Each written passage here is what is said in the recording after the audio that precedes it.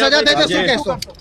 આજે session court દ્વારા એક કેસમાં અમને 7 વર્ષની સજા ફરવામાં આવેલી છે.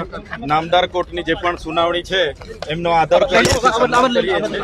નામદાર કોર્ટ દ્વારા જે પણ સજા સંભળાવવામાં આવી છે અમે તેનો સંપૂર્ણપણે આદર કરીએ છીએ. આ શબ્દો છે ડેડિયાપાડાના ધારાસભ્ય ચૈતર વસાવાના.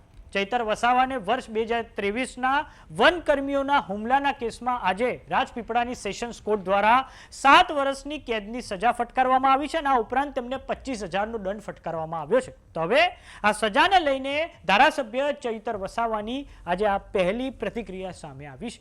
તો આવો જાણીએ સમાચાર વિસ્તારથી. નમસ્કાર, જમાવટ સાથે હું છું પાર્થ.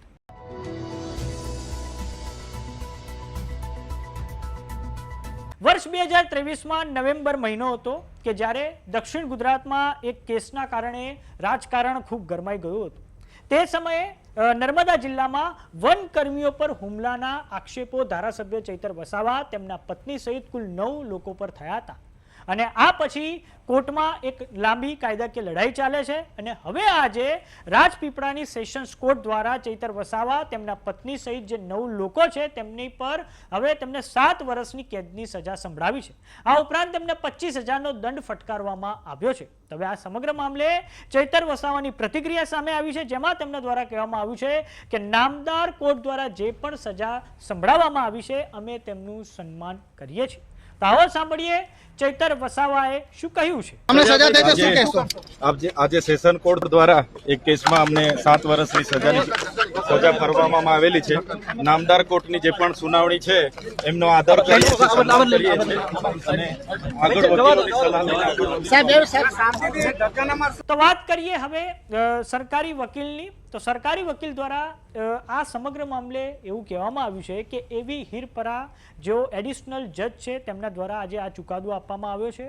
સાથે જ તેમના દ્વારા એ કહેવામાં આવ્યું છે કે વર્ષ 2023માં જે વનકર્મીઓ છે તેઓ જંગલ ખાતાની જે જમીન છે તેની પર જે ઇલીગલ રીતે જે ઉગાડવામાં આવ્યું હતું તેને દૂર કરવા માટે તેઓ ગયા હતા અને તે સમય દરમિયાન ધારાસભ્ય ચૈતર વસાવા અને તેમના સાથીઓ દ્વારા હુમલો કરવામાં આવ્યો હતો અને આ પછી બીજા દિવસે તેમને ઘરે બોલાવીને તેમના પર ફાયરિંગ પણ કરવામાં આવ્યું હતું અને આ પછી ચૈતર વસાવાના પીએ દ્વારા તો વનકર્મીઓ પાસેથી 30,000 રૂપિયાની ખંડણી માંગવામાં આવી હતી. તો હવે આ સમગ્ર મામલે ચૈતર વસાવા અને તેમના જેટલા પણ આજુબાજુના લોકો છે એ 9 લોકોને આજે સેશન્સ કોર્ટે 7 વર્ષની સજા સંભળાવી છે. આ ઉપરાંત જે સરકારી વકીલ છે વંદના ભટ્ટ તેમના દ્વારા એ પણ કહેવામાં આવ્યું છે કે અમે ચૈતર વસાવાને જેલ ટ્રાન્સફર માટે પણ અરજી કરી દીધી છે અને આ અરજી એટલે કરવામાં આવી છે કે જો ચૈતર વસાવા નર્મદા જેલમાં રહેશે તો નર્મદા જિલ્લામાં કાયદો વ્યવસ્થાની સ્થિતિ પર પ્રશ્ન ઊભા થઈ શકે છે. આ કારણે અમે હવે જેલ ટ્રાન્સફર માટે પણ અરજી કરી દીધી છે. તો આ સમગ્ર મામલે સરકારી વકીલ વંદના ભટ્ટે શું કહ્યું છે. ચૈતરભાઈનો જે કેસ છે એ 2023ની સાલમાં ફોરેસ્ટના જે કર્મચારી છે એમણે અન્ય કોઈક જે વ્યક્તિ હશે એમણે ફોરેસ્ટની જમીન ઉપર કંઈક ઇલીગલી એમણે વાવેતર કરેલું હતું અને એ વાવેતર દૂર કરેલું હતું ફોરેસ્ટના કર્મચારીઓ. એના અનુસંધાનમાં આ જે ચૈતરભાઈ વસાવા છે એમણે આ જે ફોરેસ્ટના કર્મચારી છે એમને એમના ઘરે બોલાવી અને એમને જે છે ધાક ધમકી આપેલી. એને જે પિસ્તોલ કે જે બંદૂક હતી એનાથી એમણે હવામાં ગોળીબાર કર્યું હતું અને ધોલ ધપાટ કરી હશે અને એ ધોલ ધપાટ કરી હતી અને આવો એક બનાવ હતો. અને પછી બીજે દિવસે એને જે પીએસ છે એ પીએસ જે છે એમણે એને અન્ય જે ઈસમો છે એમણે 30,000ની 60,000ની બે ઈસમોને આપવા માટેની ખંડણી માંગેલી હતી. એના અંગેનો આ કેસ હતો અને આ કેસમાં આવી રીતના અહીંયા નામદાર એડિશનલ ડિસ્ટ્રિક્ટ એન્ડ સેશન જજ સાહેબની કોર્ટમાં એવી હિરપરા સાહેબની કોર્ટમાં ચાલી ગયો અને આમાં શરૂઆતમાં ડીજીપી શ્રી જે ગોહિલ સાહેબે ઇનિશિયલ એમણે આ ટ્રાયલ ચલાવેલી હતી અને ત્યારબાદ એમાં જે સ્પેશિયલ પીપી છે નાયર સાહેબ એમને અગાઉની કાર્યવાહી એમણે ચલાવેલી હતી અને આ કાર્યવાહી ચાલી જતા આજ રોજ નામદાર કોર્ટે 7 વર્ષની કેદની સજા અને 25,000 રૂપિયાનો દંડ જાહેર કર્યો છે અને તમામે તમામ 5 જે પુરુષ આરોપી છે અને 4 સ્ત્રી આરોપી છે તમામને રાજપીપળા કોર્ટમાં આપણે રાજપીપળા જેલમાં આપણે જ્યુડિશિયલ કસ્ટડીમાં લેવાનો હુકમ કર્યો છે. હાલ અને એમાં અરજી આપવામાં આવી છે કે જિલ્લા ટ્રાન્સફર માટેની અરજી પણ હાલ આપી છે, કારણ કે આ જે મેટર છે એ મેટરમાં જો અહીંયાની જેલમાં રાખવામાં આવે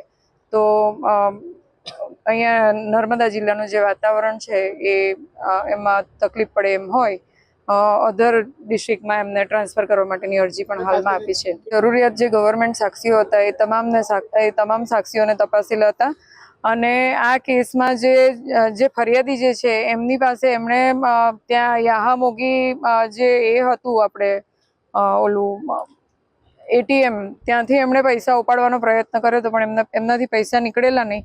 એટલે ત્યાંનું જે સ્લીપ હતી એ ત્યાંથી એવો ગયા, ત્યાં એમના જે ઉપરી અધિકારી હતા એમને ફોન કર્યો કે મારી પાસે પૈસા નથી અને આ લોકો આવી રીતના પૈસા માંગે છે. એટલે એમના ઉપરી અધિકારી ઓનલાઈન 30,000 રૂપિયા નાખેલા હતા, એ 30,000 રૂપિયા, અને પછી આ જે રૂપિયા જે છે તે જેમની ખેતીની જમીન હતી એમને ત્યાંથી મળી આવેલા, એટલે જેમની જે ફોરેસ્ટની જમીનમાં જેમણે ઇલીગલી વાવેતર કરેલું હતું એમને ત્યાંથી મળી આવ્યા. એટલે એ બધું આખા પુરાવા બધા ફિટ હતા, અને એ ફિટ પુરાવાઓના આધારે આજ રોજ આ સજા જાહેર કરી છે. તો સમાચારોમાં અત્યારે બસ આટલું. જોતા રહો જમાવટ. જો તમે અમને યુટ્યુબ પર જોઈ રહ્યા તો સબસ્ક્રાઇબ કરો, જો તમે અમને ફેસબુક પર જોઈ રહ્યા તો ફોલો કરો, વોટ્સએપ ચેનલને જોઈન કરવાનું ન ભૂલતા. નમસ્કાર.